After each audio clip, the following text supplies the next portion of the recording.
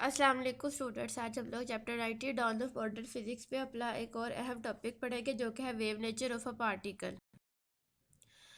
बेटे हम लोगों के पास ये चीज़ देखी गई कि जो लाइट है उसकी दो नेचर है, उसकी डुअल नेचर है। ठीक है, वो वेव के तौर पर भी बिहेव करती है और पार्टिकल के तौर पर भी बिहेव करती है। अब किसको बेटे आप वेव कहते हो और किसको आप पार्टिकल कहते हो? बेटे वेव आप उसको कहते हैं जिसके पास एक पर्टिकुलर लैम्डा होता है, ठीक है, जो इंटरफेरेंस कर सके, जो डायफ्रैक्शन कर सके, उसे आप वेव कहते हो। पार्टिकल बेटा आप उसे कहते हो जिसके पास मोमेंटम हो। ठीक है, तो यहाँ से बेटे हम लोगों के पास जो चीज़ आई वो ये आई कि हमने देखा कि जो लाइट है उसके पास दोनों नेचर्स मौजूद हैं। ठीक है, एक फ्रेंच साइंटिस्ट था बेटे, उसका नाम था लुइस डी ब्रोगले। उसने 1924 के अंदर ये देखा कि जो हम लोगों के पास पार्टिकल्स होते हैं उनके पास वेव लाइक प्रॉपर्टीज़ मौजूद होती हैं। ठीक है, उसने कहा कि अजी हमारे पास momentum is equal to h over lambda इस बात को रिप्रेजेंट कर रहा है कि दोनों नेचर्स मौजूद होती हैं। जिस वक्त बेटे लैम्डा छोटे से छोटा हो जाएगा तो मोमेंटम उस वक्त ज़्यादा होगा। खैर आगे बेटे वो कहते हैं कि डी ब्रोगले ने कहा, डी ब्रोगले ने हमें ये बताया कि समझ लो कि हमारे पास एक मैटर है। ठीक है, उस मैटर का जो मोमेंटम है वो है p is equal to m v, और एक वेव है उसका मोमेंटम है p is equal to h over lambda. इन दोनों को बेटे अगर हम इक्वेशंस को साथ रखें तो बेटे हमारे पास बन जाता है lambda is equal to h over m v. ये बेटे हम लोगों के पास डी ब्रोगले इक्वेशन कहलाती है। और यहाँ से डी ब्रोगले ने बताया कि कौन सी चीज़ें हैं जो हमारे पास वेव के तौर पर एक्ट करेगी और कौन सी चीज़ें हैं जो वेव के तौर पर एक्ट नहीं करेंगी। बेटे उसने क्या किया, उसने कहा कि आप इस तरह करो, एक बड़ी ऑब्जेक्ट लो। ठीक है, उस ऑब्जेक्ट की जो स्पीड होगी ना वो ऑर्डिनरी स्पीड होगी। उसने बॉल वगैरह तस्वुर किया। ठीक है, उसे कहा an object of large mass at ordinary speed has such A small wavelength that its wave effect such as interference and diffraction are negligible। ठीक हो गया, lambda is equal to h over m v. ठीक हो गया, H जो से हम लोगों के पास मतलब बेटे अब हमारे पास बेटे एक बॉल है, फॉर एग्जांपल उसका मास है 2 × 10⁻²kg। ठीक है, और उसकी स्पीड एक नॉर्मल स्पीड जैसे होती है बेटे 330 मीटर पर सेकंड उसने लिया है। एच हमारे पास बेटे एक कांस्टेंट है 6.63 10⁻34 JS। आप इसको सॉल्व करोगे ना तो आपके पास जो लेमडा आ रहा है वो आ रहा है 1 × 10⁻34 मीटर्स। बेटे इतना छोटा लेमडा है -34 यानी 0.34 ठीक है, तो ये इतना छोटा लेमडा है कि आप इसको ऑब्जर्व नहीं कर सकते। तो इसका मतलब है कि ऐसी ऑब्जेक्ट जो कि हैवी होगी और उसकी स्पीड नॉर्मल होगी उसके पास जो लेमडा होगा वो ऐसा होगा जो ऑब्जर्वेबल नहीं होगा, और ये चीज़ हमारे पास वेव के तौर पर एक्ट नहीं कर सकती।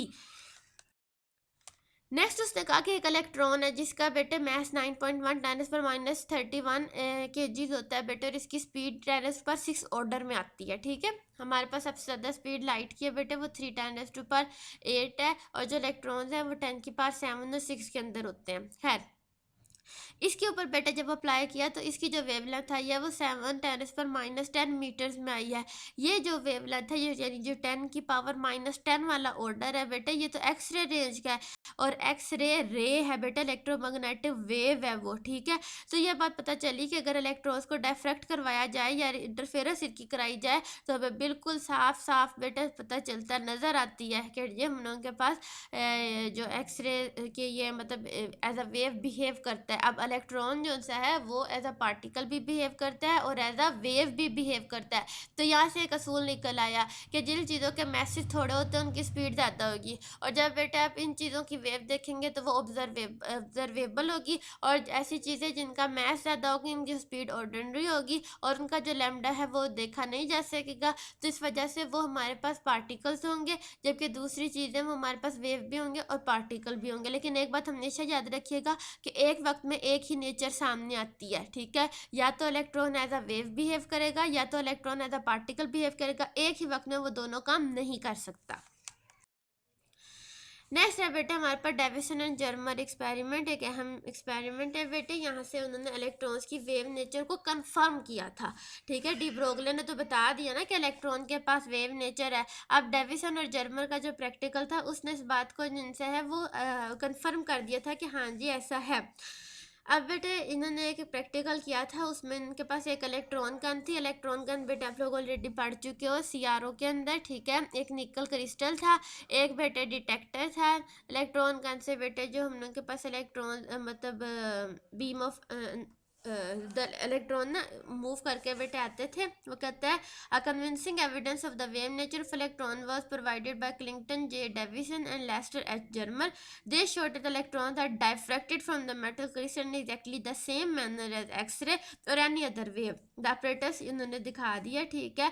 इसमें वो कहता है कि electrons from a heated filament are accelerated by the adjustable applied voltage V. The electron beam of energy VE is made incident on the nickel crystal.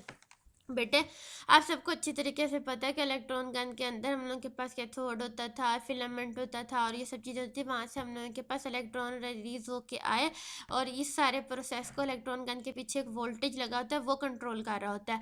उस वोल्टेज के साथ वो जो वोल्टेज हर इलेक्ट्रॉन का जब मिला तो ये एक एनर्जी बन गई, क्योंकि जो वोल्टेज सोर्स होता है वो पोटेंशियल एनर्जी होल्ड करता है। तो पोटेंशियल एनर्जी इंटू ई यानी वी इंटू ई, ये बेटे हमारी टोटल एनर्जी बन गई। ये जब इलेक्ट्रॉन्स को मिली तो उसकी वजह से इलेक्ट्रॉन्स मूव करने लगे तो it is converted into kinetic energy. ये बेटा निकल क्रिस्टल को जाके हिट करते थे और वहाँ से डायफ्रैक्ट होते थे। चैप्टर नंबर 9 में आपने डायफ्रैक्शन पढ़ी थी। डायफ्रैक्शन बेटा ये होती है कि जब बेंड हो जाती है हम लोगों के पास कोई मतलब वेव, तो हम उसे कहते हैं कि ये डायफ्रैक्शन है। जब उसके सामने कोई ऑब्स्टिकल आता था, निकल उसके सामने एक ऑब्स्टिकल था जिसकी वजह से वो डायफ्रैक्ट थी।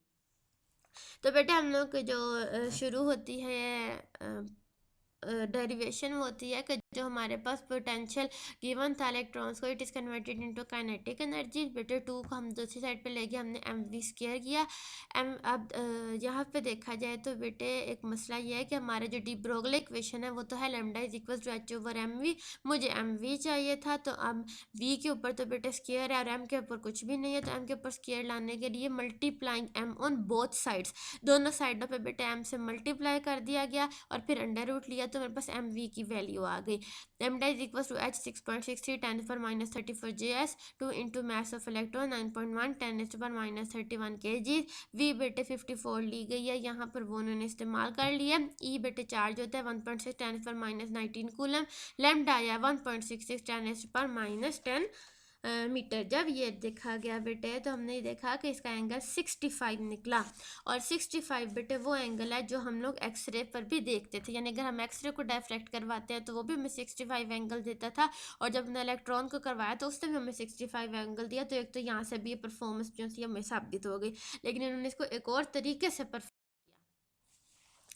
अगर आपको याद है तो ये equation 2d sine theta is equal to m lambda diffraction किया, और क्योंकि हम फर्स्ट ऑर्डर ले रहे हैं बेटे तो हमने इधर एम इज इक्वल टू 1 ले लिया। डायफ्रैक्शन ग्रेडिंग याद होगी बेटे आपको, हमने डिस्टेंस एक लेना होता था, हमने बेटे वो डिस्टेंस ले लिया। ये डिस्टेंस लेने के बाद ये एंगल 65 पुट किया और देखा, फिर से लैम्डा वही आया बेटे जो हम लोगों के पास आता है एक्सरे के लिए, और ये जो लैम्डा है 1.65 10⁻10 मीटर, ये इस बात को शो करता है कि ये एक्स रेज के ऑर्डर में जा रहा है और ये एक बहुत अच्छे वेवलेंथ है ऑब्जर्व करने के लिए। तो यहाँ से बेटे हम लोगों को पता चलता है कि हमारे पास जो इलेक्ट्रॉन्स हैं उनके पास वेव नेचर है। बेटे लुईस डी ब्रोगली जोन्स है उसको भी नोबेल प्राइज़ मिला था 1923 में, और बेटे जो डेविसन और ये जर्मर वगैरह हैं इनको भी बेटे मिला था 1937 में, क्योंकि उन्होंने जो एक्सपेरिमेंट किया था उसकी बेसिस पर।